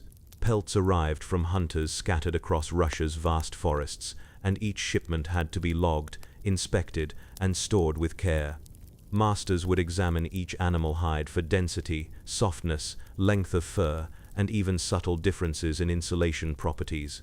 Logs recorded the origin of each pelt, the date of acquisition, and its intended purpose, coat, hat, or glove. This slow documentation process created a cumulative knowledge base, allowing furriers to anticipate material needs and plan production months in advance. The treatment of pelts was another area demanding rigorous attention. Raw hides arrived stiff, brittle, or damp. Furriers would soften them through slow processes of scraping, stretching, and tanning. Too little treatment, and the pelts would crack during sewing. Too much, and they might lose warmth or shrink. Each step required close observation and repeated adjustment. Apprentices often spent weeks learning to judge the elasticity of treated pelts, developing a tactile memory that allowed them to feel the readiness of each piece without conscious calculation. Cutting and assembly were slow, methodical activities. Patterns were traced and retraced, often multiple times, before any knife or scissors touched the fur. Sables, foxes, and beavers had unique textures and densities, and an incorrect cut could waste a costly resource. Layers were aligned carefully, with attention to hair direction, thickness, and potential gaps. Sewing followed, stitch by stitch, using specialized needles and threads that balanced strength with flexibility. Every motion was measured, deliberate, and repeated until perfection, or as close as human patience allowed, was achieved. Apprenticeship ensured the transmission of these subtle skills. Young learners began by observing masters, then gradually took on small tasks, repeating them countless times until precision became second nature. They learned to note even tiny irregularities in fur density, hair direction, or seam alignment. Mistakes were corrected slowly, without rush, allowing learning to become a meditative, immersive process. In this way, knowledge was preserved and refined over generations, maintaining the high standard of Russian fur craftsmanship. Logistical challenges also required constant problem-solving. Pelts could be delayed by weather, stolen during transit, or damaged in storage. Furriers developed slow, methodical systems to mitigate these risks. They cross-checked shipments, rotated stock to prevent deterioration, and monitored storage environments for temperature and humidity. Every small precaution, repeated consistently, reduced losses and maintained trust with clients. Clients, too, were part of this slow, deliberate system. Nobles demanded both warmth and elegance, expecting precise measurements and careful alignment of furs. Merchants and government officials required reliability and consistency. Furriers balanced these demands through meticulous record-keeping, repeated inspections, and careful communication. Deliveries were timed to ensure garments arrived before the harshest winter weather, and any mistakes were resolved with deliberate negotiation rather than hasty apologies. The work was physically demanding, requiring long hours of kneeling, bending, and manipulating dense pelts under dim light. Yet the slow rhythm of labor, inspection, measurement, cutting, sewing, and logging created a structured flow that balanced human endurance with technical demands. Repetition became not merely a necessity, but a tool for skill refinement and cognitive focus. The act of performing small, precise motions over hours or days trained the hand, the eye, and the mind, producing expertise that was both subtle and profound. Even minor innovations arose gradually through observation and experimentation. A furrier might discover that a slight change in stitching technique improved warmth retention, or that rotating pelts in a particular sequence preserved texture. These adjustments were small, often invisible to outsiders, but they accumulated over decades into refined practices that enhanced both efficiency and quality. The slow pace of the trade allowed careful observation, reflection, and incremental improvement. Socially, workshops functioned as centers of quiet coordination. Multiple furriers and apprentices worked alongside each other, each focused on specific tasks while maintaining awareness of the broader workflow. Tasks were sequenced to avoid bottlenecks. One apprentice scraped pelts, another measured, while the master supervised the alignment and assembly. Coordination was subtle but precise. Every motion had to harmonize with others to maintain both productivity and the slow, meditative rhythm essential to quality control. Consider the Siberian frontiers, where fur supplies were harvested under extreme conditions. Traders, hunters, and furriers maintained slow communication chains, ensuring the right materials reached workshops in time. Every step, hunting, skinning, drying, transporting, logging, and finally crafting, required patience and careful observation. Even a minor miscalculation could cascade into delays or wasted materials. The discipline instilled by repetitive methodical work ensured continuity across vast distances and harsh landscapes. Imagine an apprentice kneeling on a rough wooden floor, softly scraping a fox pelt, observing the subtle variations in density, then consulting a ledger to record its origin and quality. The master adjusts a seam, carefully aligning two small sections of sable fur. Hours pass in quiet repetition, punctuated by slow conversation and occasional guidance. Outside, winter winds howl across frozen streets, yet inside, every small movement contributes to warmth, survival, and craft mastery. And yet, questions linger. How did furriers manage to maintain high standards when supplies fluctuated dramatically? What methods evolved to transmit subtle expertise across generations without formal schooling? Could small innovations in sewing or treatment techniques ripple across workshops and regions, changing the rhythm or efficiency of the trade? These questions will be addressed in the next section, which examines the final phase of Russian furrier craft. The cumulative mastery, innovations, and legacy of a trade defined by patience, observation, and repetitive meticulous labor. By the late 18th century, Russian furriers had perfected a system of labor that combined repetition, observation, and careful adaptation. What began as a practical response to bitter winters had evolved into a highly organized craft in which every small action, measuring, inspecting, cutting, sewing, was essential to survival and social standing. The quiet, deliberate rhythm of their work shaped not only garments, but also the skills, routines, and even social behaviors of those involved. Mastery emerged gradually. Apprentices who spent months observing and repeating tasks developed an almost instinctual understanding of fur properties. They could sense subtle differences in density, softness, or moisture retention, judge the optimal sequence for cutting and assembling pieces, and identify minor defects that could compromise warmth or durability. These small, almost imperceptible skills accumulated into deep expertise, ensuring that every coat, hat, or pair of gloves met the exacting standards of clients. Innovation was incremental. Slight adjustments to stitching, pelt alignment, or treatment methods could improve warmth, durability, or appearance. Furriers experimented slowly, observing results over days or weeks, noting differences and incorporating successful techniques into standard practice. This process was deliberately unhurried. Small mistakes were part of learning, and the slow pace allowed craftsmen to refine methods without compromising quality. Even minor discoveries had a cumulative effect over decades, subtly enhancing the efficiency and reliability of the trade. Workshops became microcosms of organized patient labor. Masters coordinated apprentices, dividing tasks to ensure a smooth flow. One prepared pelts, another measured, a third stitched, while the master oversaw the final assembly. This slow orchestration maintained both precision and quality, allowing multiple garments to be produced simultaneously without sacrificing attention to detail. The quiet rhythm of the workshop created a meditative environment, where repetitive action was paired with careful observation and thought. The social dimension of furrier work remained integral.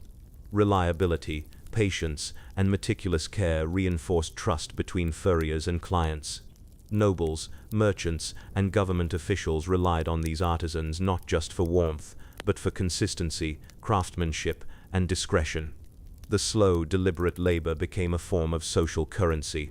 A well-crafted coat symbolized both technical skill and trustworthiness. Apprentices internalized this lesson through daily practice, absorbing the values of patience, precision, and attentiveness alongside the practical techniques of the trade. Even the management of supply chains reflected the slow, deliberate ethos of the craft. Hunters and traders provided pelts from remote regions, and each shipment had to be recorded, inspected, and stored with care. Any defect or loss prompted careful investigation, leading to adjustments in storage, treatment, or processing methods. The cumulative effect of these small, repetitive interventions was a remarkably reliable system that sustained the craft across vast distances and harsh climates. The physical environment of workshops reinforced this rhythm. Wooden tables, simple tools, and minimal lighting focused attention on the task at hand.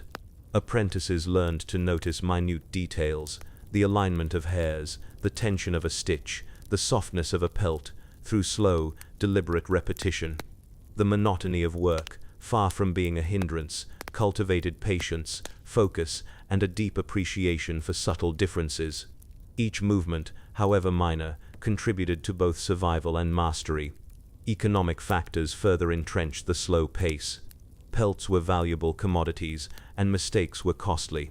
Every small error in measurement, cutting, or assembly could translate into financial loss.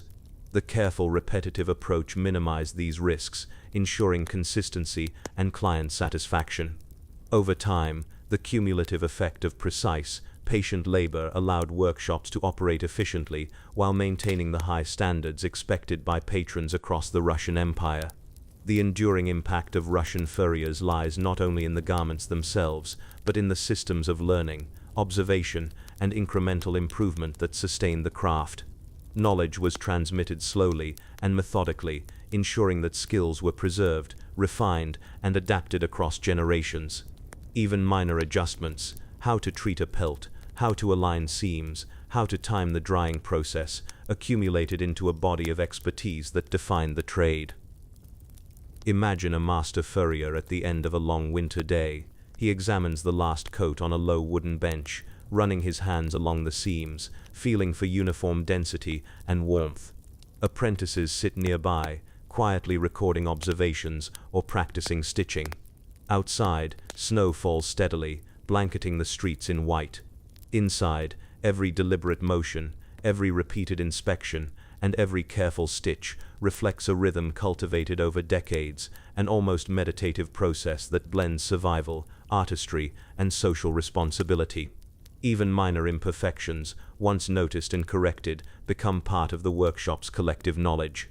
Repetition, reflection, and slow adjustment ensure continuous improvement while maintaining the essential values of patience, diligence, and attentiveness. The work may appear mundane to outsiders, yet its quiet rigor sustains both life and craft in an unforgiving climate. In reflecting on this, one sees that history is often built on repetitive patient labor rather than dramatic events. Russian furriers were not generals or rulers, yet their craft shaped the lives of countless individuals, influencing social norms, commerce, and survival in one of Europe's harshest regions. The slow, deliberate actions of measuring, inspecting, cutting, and sewing produced outcomes far larger than the sum of individual motions, demonstrating the profound impact of quiet mastery over time. By the end of the 18th century, Russian furriers had left a lasting legacy. Their methods, grounded in patience, observation, and repetition, ensured that future generations could survive, thrive, and maintain the craft under challenging conditions. The rhythm of their work, slow, meticulous, and disciplined, offers a reminder that ordinary repetitive actions often shape history as much as extraordinary events. And so, as you imagine an apprentice tracing lines on a sable pelt, a master aligning seams, and the faint scent of fur filling the workshop, remember that the slow, deliberate acts of daily life, though mundane, form the foundations of survival, mastery, and cultural legacy. History is often written not in the grand gestures of kings, but in the repetitive, patient labor of artisans, one tail and one whisker at a time. Picture a misty morning in a remote medieval abbey, somewhere in northern Europe. The sun is only just creeping over the horizon, casting soft golden light over stone walls, wooden shutters, and the gentle curve of the abbey garden. Inside, a group of monks begins their day with a routine so quiet, methodical, and deliberate that it might seem tedious, but in truth, it sustains life, community, and the spiritual rhythm of the abbey itself. These men are stewards of food, materials, and resources, tasked with cataloging every grain, loaf, and barrel with precision. Their work is repetitive, slow, and highly disciplined, yet it forms the backbone of monastic life. Life in a medieval abbey is structured around prayer, labor, and study. While the public often imagines monks chanting in dim chapels, much of their time is spent in practical, sometimes seemingly mundane tasks. Among the most critical of these is the management of food stores. Grain, the staple of medieval diet, must be accounted for carefully. Spoiled grain or mismanagement could lead to hunger, illness, or even starvation. The monks' methodical approach to cataloging ensures the survival of the community, turning repetitive tasks into vital acts of stewardship. The daily routine begins with inspection. Early in the morning, the cellar or granary is unlocked, and monks begin examining sacks and barrels. Each grain is not counted individually, though some meticulous orders attempted that, but quantities are carefully estimated, weights recorded, and quality assessed. They look for signs of moisture, mold, or pest damage, noting any deviations from the expected standards. This inspection, repeated daily, reinforces awareness and fosters a deep understanding of patterns, timing, and seasonal variation. Monks maintain detailed ledgers, noting the amount of grain entering and leaving the granary, the allocation to the kitchen, and reserves for unexpected shortages. These records are painstakingly written by hand, sometimes using ink that must be carefully prepared from natural substances like oak galls and soot. Scribes ensure legibility and accuracy, cross-checking with colleagues to minimize errors. Every entry represents deliberate, repetitive effort, yet the impact of meticulous record-keeping is immense. The abbey can survive harsh winters and periods of famine thanks to these patient routines. Storage techniques themselves require slow, methodical attention. Grain must be kept dry and protected from vermin. Barrels are rotated to maintain freshness, sacks inspected for small breaches, and floors swept regularly. Small adjustments, such as moving sacks to drier areas or adding protective layers of straw, accumulate over time into a highly effective preservation system. The monks' repetitive labor is both preventive and corrective, a quiet form of risk management that ensures the community's survival. The abbey's daily schedule is carefully balanced to accommodate these tasks.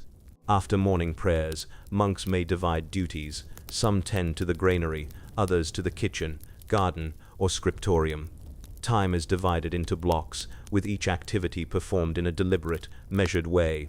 Even the act of walking between rooms or carrying sacks is paced, reinforcing the meditative rhythm of labor. Repetition becomes not only a method of accuracy, but also a form of spiritual discipline.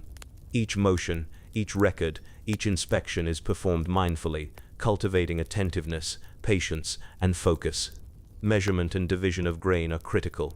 Bakers require specific amounts for daily bread, while livestock receives feed in exact portions. Monks measure by volume or weight, adjusting for variations in moisture or quality. These measurements, repeated over weeks and months, provide an intuitive understanding of quantities, loss rates, and seasonal cycles. The accumulation of such small, precise observations allows the abbey to plan for months in advance, ensuring a stable supply even when external resources fluctuate.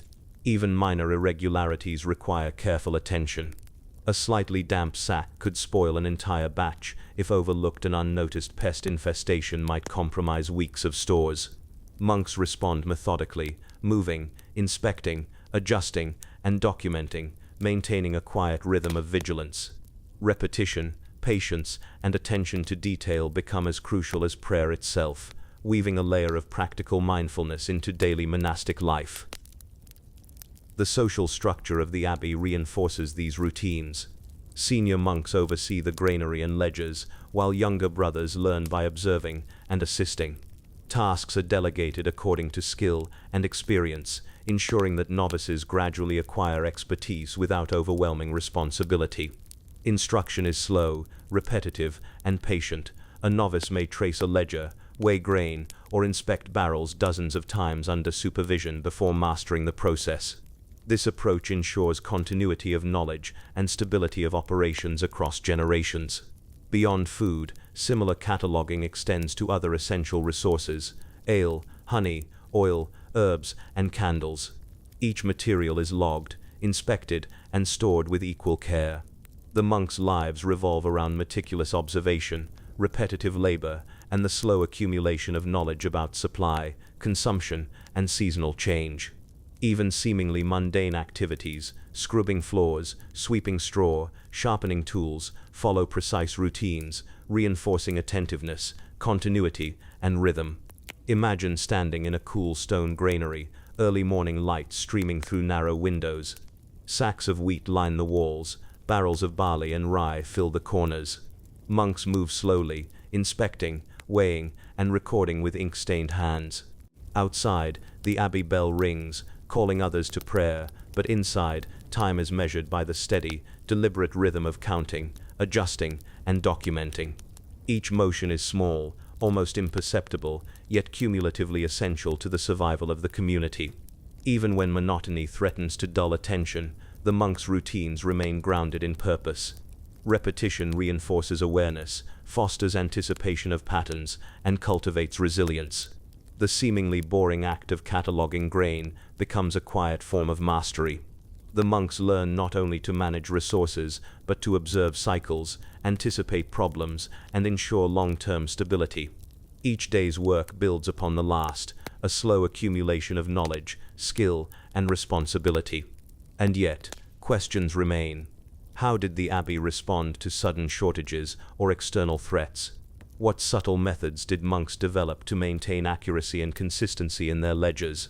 How did their quiet, repetitive labor influence other aspects of monastic life, such as study, prayer, or community coordination? These questions will guide the next section, which explores how medieval monks transformed the meticulous cataloging of grain into a cornerstone of abbey survival, social cohesion, and long-term planning. By the 12th and 13th centuries, the careful cataloging of grain in monasteries had evolved from a simple necessity into a sophisticated system of resource management, coordination, and subtle problem-solving. The abbey, often isolated from urban centers and distant from reliable markets, relied entirely on its own careful preparation and monitoring. Every sack of wheat or barley represented not only sustenance, but also the stability of the community. Mistakes were costly, and so monks approached their work with quiet patience, repetitive diligence, and systematic precision. The granary was more than a storage space, it was a center of observation, planning, and early data analysis. Monks recorded daily use, monitoring trends and anomalies. If consumption spiked unexpectedly, they examined the causes. Perhaps a visiting noble had stayed longer than expected, or livestock consumption had increased. These seemingly mundane observations allowed the abbey to anticipate shortages, adjust rationing, and plan future planting cycles. Accuracy was crucial, and each day's records were cross-checked against previous logs to identify inconsistencies. Division of labor was central to efficiency. Experienced monks supervised the granary, ensuring that novices and younger brothers performed tasks correctly. Some counted, some measured, and others inspected for pests or moisture. The repetition of small, precise tasks created an environment of continuous learning. Novices gradually developed the tactile and visual skills needed to assess quality, quantity, and distribution. Even subtle features, such as the weight difference between damp and dry grain, became intuitively understood through repeated practice. Coordination extended beyond the granary to other parts of the abbey. The kitchen required consistent deliveries of measured grain for bread, porridge, or ale. Livestock needed accurate feeding schedules. Gardens demanded seeds stored carefully for planting. This web of dependencies created a system where careful monitoring, precise measurement, and methodical distribution were essential. The monks' slow, repetitive routines allowed them to maintain harmony across multiple domains of abbey life, ensuring that every resource was allocated with thoughtful deliberation. Seasonal variation posed particular challenges. Winters were long and harsh, and food reserves had to last until spring. Grain quality varied depending on storage conditions, harvest success, and natural pests. Monks responded through careful rotation, monitoring, and controlled distribution. They developed subtle preventive techniques, such as lining floors with straw to absorb moisture, or adding natural repellents to protect against insects. Each adjustment, repeated over years, formed a cumulative understanding of preservation and risk management. The act of counting and recording itself became a meditative practice. Monks engaged their senses fully. They weighed grain, observed texture and color, and felt for moisture with practiced fingers. The slow rhythm of daily routine reinforced attention, patience, and mindfulness. Even the repetition of writing entries in ink, with careful strokes on parchment or vellum, became a way to internalize patterns, notice discrepancies, and cultivate discipline. Work that might appear monotonous was in fact rich in cognitive engagement, observational skill, and procedural mastery. Monks also had to manage unexpected disruptions. Occasionally, shipments from nearby villages or markets would arrive late or incomplete. Grain might spoil due to unanticipated moisture or pests. In such cases, the abbey relied on slow, deliberate problem-solving. Existing records were consulted to redistribute resources. Rationing was adjusted cautiously, and careful observation of remaining stores guided planning. These repetitive, measured responses ensured that emergencies did not escalate into crises, demonstrating how patient systems can absorb shocks while maintaining stability. Communication within the abbey was itself structured by rhythm and repetition. Senior monks passed instructions to younger brothers, who repeated them until understood. Misunderstandings were corrected patiently, often by demonstration or repeated observation, rather than verbal explanation alone. The result was a community in which knowledge, habits, and practical wisdom were internalized through continuous, repetitive engagement. Even minor errors, an overlooked note, a miscounted measure, were corrected slowly, reinforcing both accuracy and the habit of attentive care. The social impact of these routines extended to the broader spiritual life of the abbey. Tasks like counting and measuring were not purely pragmatic, they were integrated into the monastic ethos of discipline, reflection, and humility. By engaging in repetitive labor with careful attention, monks cultivated virtues such as patience, diligence, and mindfulness. Daily work became a form of meditation, blending practical necessity with spiritual formation. In this way, cataloging grain was both a survival strategy and a subtle path toward moral and spiritual refinement. Workshops and libraries also benefited from these skills. Scribes copying manuscripts, artisans preparing tools, and gardeners organizing seeds all relied on the same disciplined habits: meticulous observation, slow repetition, and precise record keeping. The cognitive skills developed in the granary, attention to detail, sequential thinking, and pattern recognition, reinforced broader learning, ensuring that knowledge could be preserved, refined, and transmitted across generations. Imagine standing quietly in the abbey granary on a crisp autumn morning. Light filters through narrow windows, casting gentle patterns across barrels and sacks of grain. A monk lifts a measure, carefully weighing a portion of wheat for the kitchen. Another inspects a sack for moisture, gently shaking it to check for hidden pests. The soft scratch of quill on parchment accompanies these movements as quantities are recorded in the ledger. Outside, the abbey bell rings, calling others to prayer, but inside, time unfolds slowly, measured by inspection, counting, and documentation. Even minor innovations emerged from this careful observation. Monks experimented with storage methods, sack arrangement, and protective layers, noting outcomes and refining techniques gradually.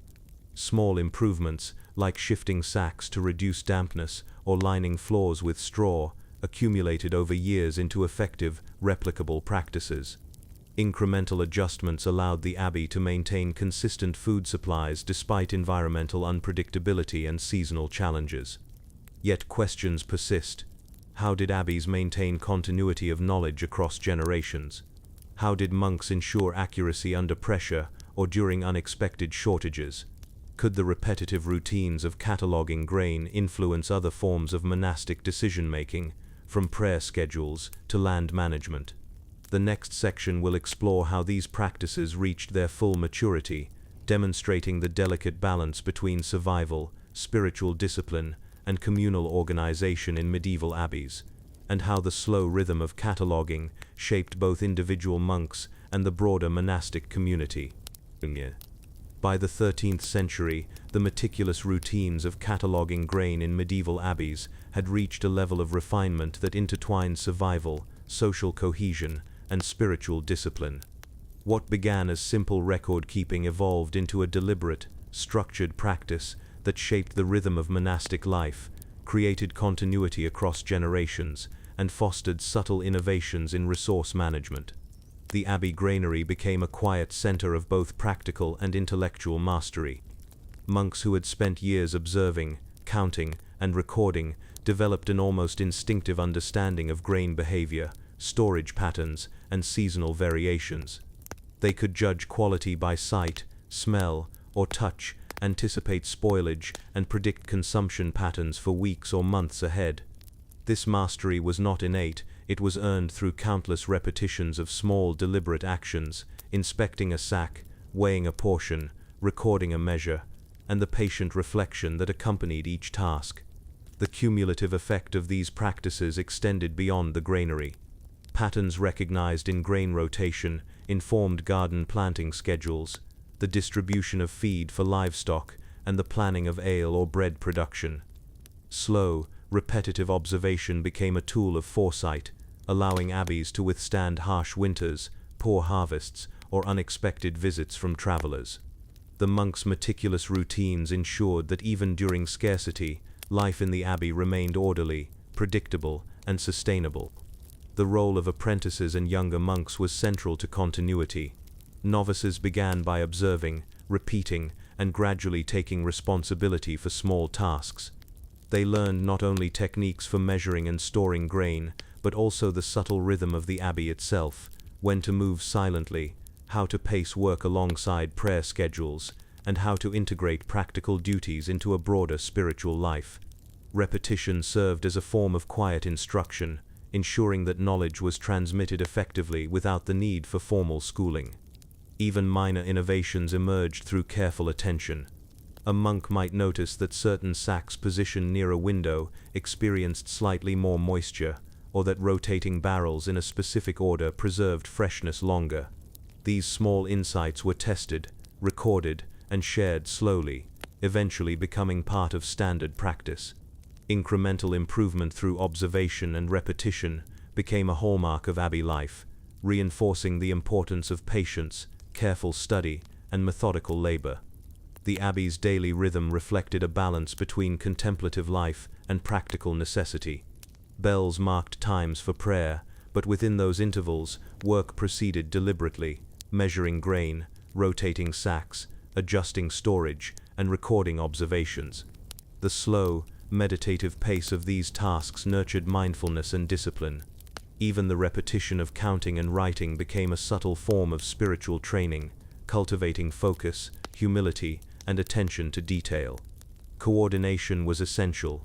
Multiple monks worked simultaneously, yet the workflow required careful orchestration to prevent errors. Some measured grain, others transported it, while a few checked ledgers for discrepancies. Each step depended on the previous one, and small mistakes could propagate if not corrected through observation and repetition. The granary, though quiet and orderly, was a dynamic system in which every deliberate movement contributed to the survival and efficiency of the abbey. The abbey's meticulous record-keeping also enabled long-term planning. By maintaining continuous logs, monks could anticipate future needs, adjust planting schedules, and manage trade with nearby communities. Data accumulated slowly, refined through repetition and careful observation, creating a foundation for decision-making that extended decades into the future. Even without modern accounting or scientific tools, the monks developed a sophisticated understanding of resource management, grounded in patience, precision, and cumulative learning. Imagine a late autumn evening. A novice monk kneels beside a barrel of wheat, softly scratching measurements into a ledger. A master observes silently, guiding hand movements when necessary, ensuring that every stroke is deliberate and accurate. Outside, the cold wind whistles past stone walls, but inside, the slow rhythm of inspection, measurement, and recording continues uninterrupted. Each action, repeated over hours and days, reinforces not only survival, but the broader cohesion and stability of the monastic community. The quiet labor of cataloging grain also shaped social bonds within the abbey. Monks learned to rely on one another's diligence, to respect routines, and to coordinate actions with patience and precision. Trust was cultivated through consistent, repetitive effort. A reliable brother in the granary ensured that food reached the kitchen on time, that reserves were maintained, and that crises could be managed calmly. The repetitive, measured work of daily life became both a tool for practical survival and a medium for cultivating community harmony. By the end of the 13th century, the abbey granary stood as a testament to the power of small, deliberate acts. The slow rhythm of counting, measuring, inspecting, and recording created a system that preserved life, knowledge, and social stability. Every grain accounted for, every record written, and every observation noted contributed to a continuum of understanding and skill that sustained the abbey through generations of harsh winters, scarce harvests, and unexpected challenges. The broader lesson of the monks' labor is clear. History is often shaped not by extraordinary events, but by ordinary, repetitive acts of care and attention. The meticulous cataloging of grain allowed medieval communities to survive environmental challenges, maintain social cohesion, and cultivate disciplined habits. Each small motion, every careful measurement, rotation, or record built into a larger, enduring structure of order, resilience, and knowledge. And so, as you picture the quiet granary, the faint smell of grain, the scratch of quill on parchment, and the soft shuffle of feet on stone floors, consider the hidden rhythms of history. The monk's patient, repetitive labor reminds us that much of what endures in human society comes from small, deliberate acts carried out consistently over time. Survival, mastery, and even spiritual growth often rely on repetition, attentiveness, and the quiet accumulation of skill, one grain at a time. Picture a foggy evening in mid-19th century England, somewhere between bustling London streets and the quieter lanes of rural Yorkshire. Outside, horse-drawn carriages clatter along cobblestones, the air thick with smoke from chimneys. Inside a modest Victorian inn, a different rhythm governs the day, a rhythm of careful cleaning, meticulous inventory, and endless small tasks that sustain both comfort and order. The inn, though perhaps unremarkable to a passerby, relies on a quiet, almost hypnotic sequence of labor to function, from laundering sheets to baking bread. Victorian inns served multiple functions: lodging, meals, stabling for horses, and social gathering spaces for travelers and locals. Each of these functions required careful coordination. Managers and staff relied on slow, repetitive routines to ensure cleanliness, nourishment, and the smooth operation of rooms, kitchens, and stables. The repetitive labor may seem mundane: washing dozens of bed sheets, monitoring food stores, or sweeping the floor, but it formed the backbone of hospitality, reputation, and survival in a competitive market. Laundry was one of the most time-consuming and repetitive tasks. Beds needed to be stripped, sheets washed in large copper tubs, boiled to remove stains, then hung on lines or racks to dry. Once dry, linens were ironed, folded, and carefully stored until needed. Each sheet passed through multiple hands, each step repeated hundreds of times per week. Staff developed rhythms: dipping sheets in boiling water, stirring slowly, rinsing, wringing, and repeating. The process required attention to detail to prevent damage to fabric, ensure thorough cleanliness, and maintain a consistent standard for paying guests. Bread and provisions followed a similarly methodical routine. Kitchens relied on careful monitoring of flour, yeast, and water supplies, often baking several times a day to keep up with demand. Loaves were measured, mixed, kneaded, and left to rise in a slow, regulated process. Bakers adjusted for humidity, temperature, and seasonal flour variations, learning to predict outcomes based on subtle visual or tactile cues. Even the cutting of stale bread, often repurposed for porridge or feeding livestock, required careful consideration to avoid waste and ensure adequate nourishment. Staff schedules reinforced the slow, deliberate pace. Kitchen hands, maids, stable boys, and innkeepers all worked in overlapping shifts. Tasks were divided methodically. One might prepare linens while another monitored the hearth, yet each task depended on the others. Efficiency arose not from haste but from consistency, repetition, and careful coordination. Repetition reinforced skill. Folding a sheet or kneading dough hundreds of times builds both speed and precision, embedding expertise in the body and mind. Attention to detail extended to guest accommodations. Rooms were inspected and cleaned daily, beds made with consistent folding and alignment, and windows and fireplaces checked for drafts or soot. Even minor imperfections, a crooked sheet, a cold room, or a smudged mirror, could affect the guest's experience. Staff were trained to notice such details through repeated observation, developing a slow, methodical approach that combined physical labor with heightened awareness. Inventory management was equally meticulous. Food stores, linens, candles, and firewood were logged carefully. Supplies were rotated to prevent spoilage, and orders were placed based on past consumption patterns, adjusted for season and guest volume. The innkeeper maintained ledgers recording purchases, stock levels, and payments. These slow, repetitive practices ensured continuity and allowed the inn to survive financial pressures, fluctuating guest numbers, and seasonal scarcity. Even minor innovations in routine had cumulative effects. For example, folding sheets in a particular sequence could save time and reduce wear, slightly adjusting oven temperature improved bread consistency, stacking firewood methodically preserved moisture, and facilitated quicker stove preparation. Each small improvement was tested, refined, and incorporated into the rhythm of daily operations. Incremental, repeated action, rather than dramatic invention, was the key to sustained efficiency. The social dynamics of the inn also depended on measured routines. Staff coordinated quietly and deliberately, avoiding conflicts while ensuring seamless service. Meals were served according to a slow schedule: breakfast before departure, afternoon teas, and evening suppers.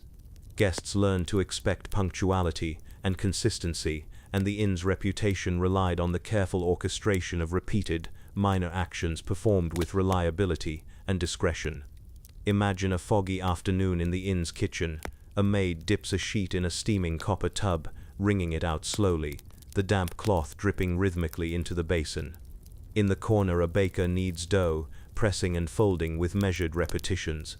The innkeeper consults a ledger, noting flour and firewood levels. Outside, horses snort in the stable, carriages rumble along cobblestones, and travelers shuffle in from the damp air. Inside, the slow, repetitive rhythm of labor creates stability, warmth, and predictability, a quiet order behind the scenes that ensures comfort for guests. Even in routine, minor challenges demand attention. A sudden guest arrival, a burnt loaf, or a missing candle prompts calm problem-solving. Staff adapt methodically, drawing on repetition and experience to restore order.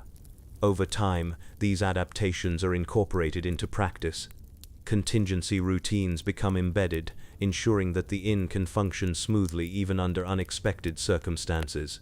The repetition of small tasks, paired with incremental adjustments, sustains the complex ecosystem of the Victorian inn.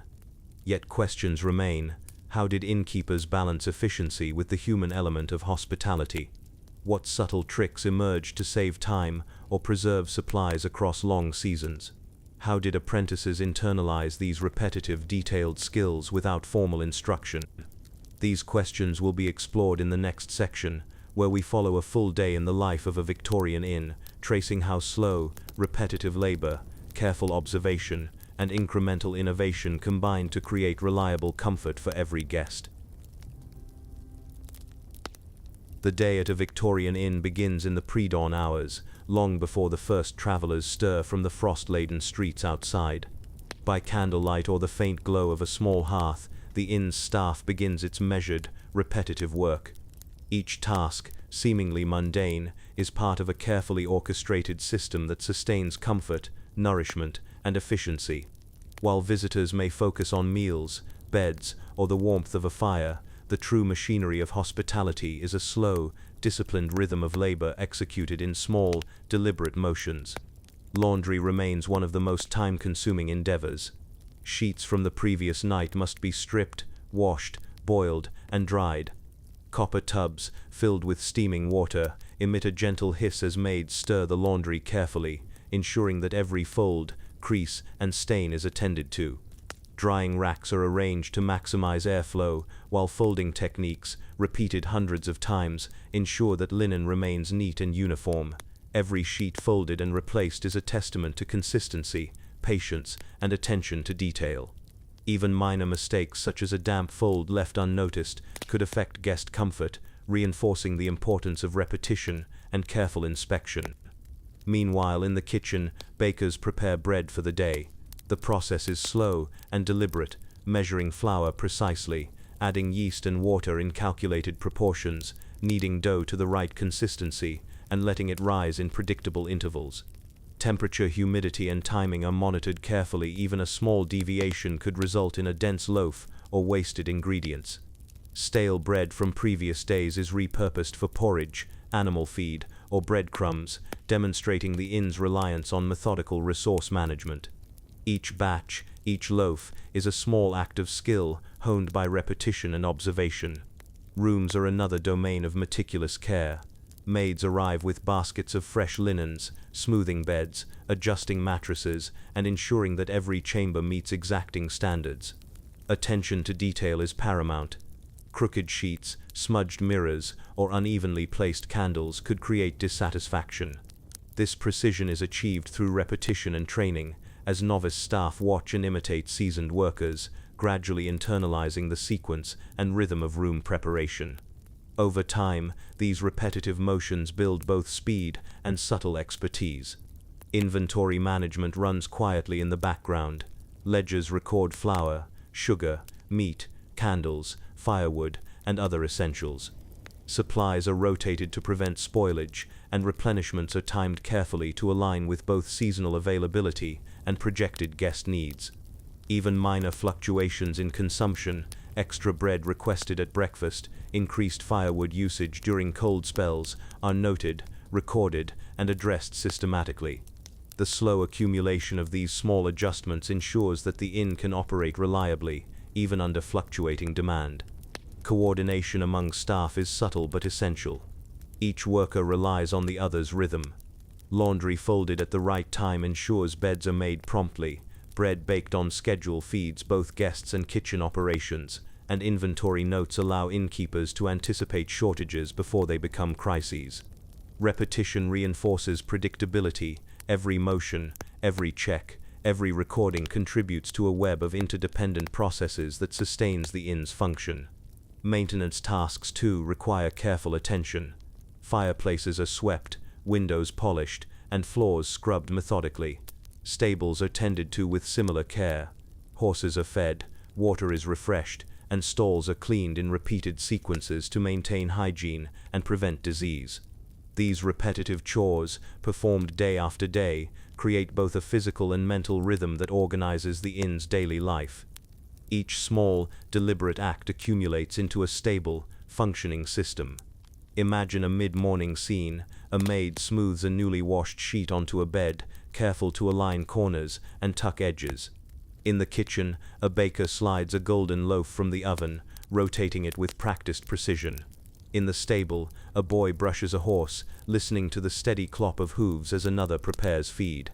Outside, fog clings to cobblestones, and carriages pass slowly, while inside, repetition, observation, and care sustain the quiet order of the inn. Each action, repeated hundreds of times, ensures comfort, efficiency, and reliability. Even small innovations arise through observation and repetition. A slight modification in folding technique can save time and prevent fabric damage. Adjusting oven heat by a fraction can produce more consistent bread. Organizing firewood by size and dryness improves efficiency in starting fires. These incremental improvements, tested and reinforced through repetition, exemplify the quiet ingenuity of the inn's staff. Over months and years, the cumulative effect of minor refinements produces a highly effective, reliable system of hospitality. The social dimension of inn work reinforces this slow, deliberate rhythm. Staff members coordinate their movements, anticipate needs, and communicate quietly. Even when disruptions occur, a sudden influx of guests, a delayed delivery, or a broken stove, repetition, training, and observation guide responses. Adaptive routines are embedded gradually. Each repetition strengthens skill, reinforces predictability, and ensures the inn maintains its reputation. By afternoon, the inn is a carefully synchronized ecosystem. Meals are prepared and served on schedule, rooms are ready for new arrivals, and stores are monitored for potential issues. Every repeated motion, from measuring flour to folding sheets, from writing in ledgers to checking firewood, contributes to the smooth functioning of the establishment. The slow pace and repetitive labor create stability, reliability, and quiet mastery that might otherwise go unnoticed by guests but are essential to survival and reputation. Yet questions linger. How did innkeepers train new staff to internalize such intricate routines? How were unexpected shortages or crises managed without disturbing the rhythm? Could the lessons of repetitive, meticulous labor in inns inform broader patterns of efficiency in urban and rural life? These questions will be explored in the next section, where we follow the final hours of a full day at a Victorian inn, observing how incremental innovation, cumulative knowledge, and the slow rhythm of repeated tasks ensure the continuity of comfort, efficiency, and reliability. As evening descends on a Victorian inn, the day's labor begins its final phase, though the pace never truly slows. Candles flicker in the parlor, firewood crackles in the hearth, and the rhythm of repetitive tasks continues behind every door. This is when the inn's quiet mastery, developed over months and years of repetition, observation, and incremental adjustment, reveals its full importance. Every motion, every check, and every small innovation contributes to a seamless experience for guests, though the work itself might seem mundane or invisible to outsiders. Room preparation continues until the last chamber is inspected. Maids methodically straighten bedding, fold linens, polish surfaces, and ensure windows are secure. Their hands move with practiced precision, corners tucked just so, sheets aligned, and small imperfections smoothed.